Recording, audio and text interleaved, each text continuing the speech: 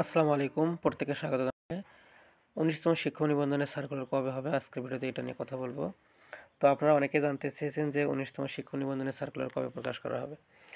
তো আজকের ভিডিওতে মূলত এই বিষয়টি নিয়ে কথা বলবো। তো প্রথমে বলে রাখি যে ১৮তম শিক্ষক নিবন্ধনের ভাইভা চলমান রয়েছে। তো সপ্তম ধাপে ভাইভা শিডিউল দিয়েছে যে ভাইভা চলবে এপ্রিল মাসের ৩০ তারিখ পর্যন্ত, আর ৩০শে এপ্রিল পর্যন্ত ভাইভা চলমান থাকবে।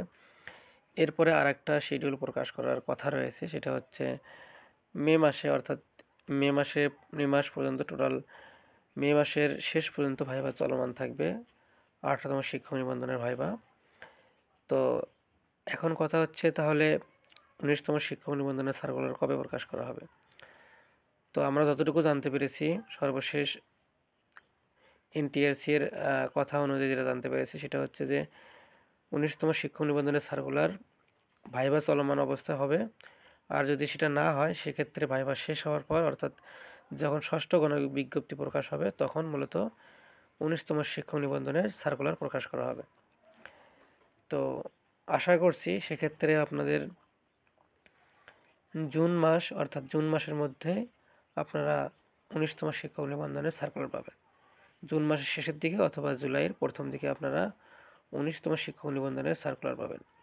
এখন কথা হচ্ছে যে এই সময়টা আপনি কি করবেন?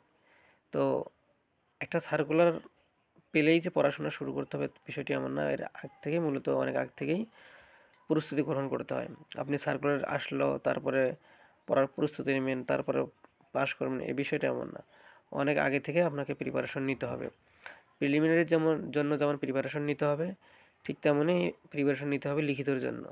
অর্থাৎ আপনার পঠিত যে বিষয় রয়েছে, আপনার যে সাবজেক্টে আপনি লেখাপড়া করেছেন, তো সেই বিষয়ে আপনাকে ভালো করে জ্ঞান রাখতে হবে।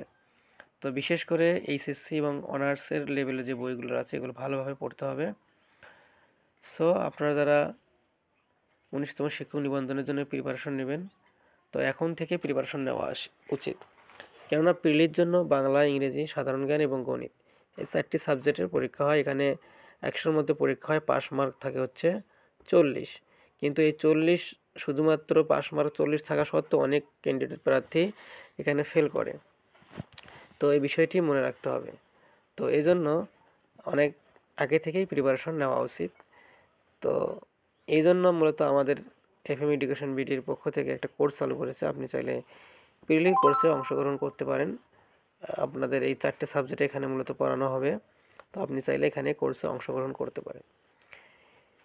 যদি আগ্রহী থাকেন, সেক্ষেত্রে স্ক্রিনে দেওয়া নাম্বারটিতে যোগাযোগ করুন। পাশাপাশি লিখিতের জন্য যারা ফিজিক্স এবং কেমিস্ট্রি, অর্থাৎ ভৌত বিজ্ঞানের শিক্ষার্থী রয়েছেন স্কুল পর্যায়ে, তারা মূলত আমাদের এই লিখিত কোর্সে ভর্তি হতে পারেন। সেই সঙ্গে কলেজ পর্যায়ের প্রদর্শক পদে পদার্থবিজ্ঞান এবং কলেজ পর্যায়ের প্রভাষক পদে পদার্থবিজ্ঞানের যারা প্রস্তুতি নেবেন, তারাও মূলত আমাদের এই কোর্সে ভর্তি হতে পারেন। আমরা মূলত এই লিখিত কোর্সের পাশাপাশি ক্লাসে যে হ্যান্ড নোট আছে, এই হ্যান্ড নোট, আমাদের যে তৈরি করা হ্যান্ড নোট, এটা মূলত আমরা প্রোভাইড করব।